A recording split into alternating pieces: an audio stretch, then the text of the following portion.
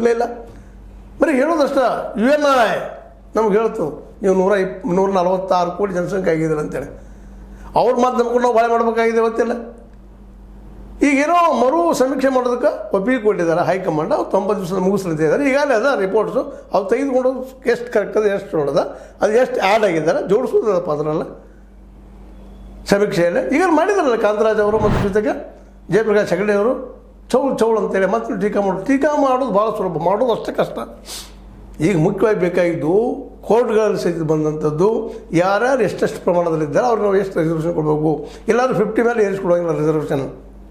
ಅದರ 50 ಏನದಪ್ಪ ಎಲ್ಲರೂ ಹೊಡ್ಕೊಂಡ್ಬಿಟ್ಟು ಬಿಡುವಂಥದ್ದು ಜನರಲ್ದವ್ರಿಗೆ ಕೆಲವೊಂದು ಕಾಸ್ಟ್ದವ್ರಿಗೆ ಅದು ಅನುಕೂಲ ಮಾಡಿ ಕೊಟ್ಟಂಗೆ ಅದೊಂದು ದೊಡ್ಡ ಅನುಕೂಲನೂ ಆಗಿ ಹೋಗ್ಬಿಟ್ಟದ ಅವ್ರಿಗೆ.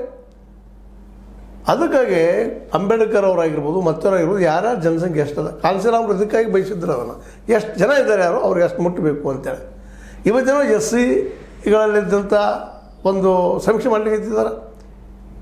ಬರೀ SCಗಳನ್ನು ಸಮೀಕ್ಷೆ ಮಾಡೋದು ಇವತ್ತು ಕಷ್ಟ ಹಿಡಿತದೆ. ಇನ್ನು ಹಂತದ್ರೆ ಇಡೀ ರಾಜ್ಯದ್ದು ಮತ್ತು ರಾಜ್ಯ ಸಂಬಂಧಿಸಿದಲ್ಲ ಅಂತೇಳಿ ಅದಕ್ಕೆ ಕೇಂದ್ರ ಮಾಡ್ತಾಯಿದೆ. 2027 ಮಾಡಿದ್ದು ಜನಗಣತಿ ಬೇಡ ಅಂದ್ರೆ ಒಟ್ಟಾರೆಯಾಗಿ ರಿಸರ್ವೇಷನ್ ಅನ್ನುವಂಥದ್ದನ್ನು ಕಿತ್ತಾಕುವಂಥದ್ದು ಅದು ಬೇಕಾಗಿಲ್ಲ ಅನ್ನುವಂಥ ವಾದ BJP ಹೇಳ್ತಾರೆ ಅಷ್ಟೇ. ರಾಹುಲ್ ಗಾಂಧಿ ಇಡೀ ರಾಷ್ಟ್ರ ಮಟ್ಟದಲ್ಲಿ ಹೋರಾಟ ಮಾಡಿದಲ್ಲಿ ಮಾತ್ರ ಇವತ್ತು BJPಗೆ ಅನಿವಾರ್ಯವಾಗಿ ಜನಗಣತಿ ಮಾಡಬೇಕು ಜಾತಿ ಮಾಡಬೇಕು ಅನ್ನೋದು ವಿಚಾರ ಬಂದದ್ದು. ಯಾಕೆಂದ್ರೆ ಮತ ಅಲ್ಲೇ ಇದಾವ 85% ಜನ ಇದ್ದಾರೆ ಅವ್ರು ಮತ